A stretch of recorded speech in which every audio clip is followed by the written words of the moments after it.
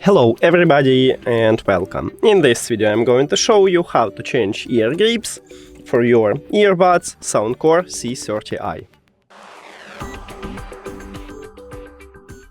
Firstly, we need to remove these headphones from the charging case.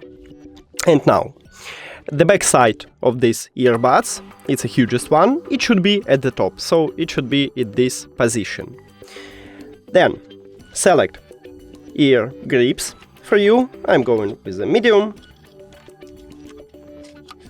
Remove it from this case or package.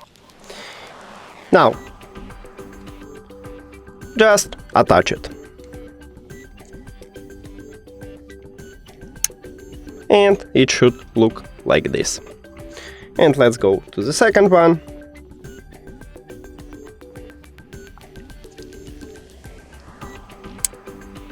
And we also did it.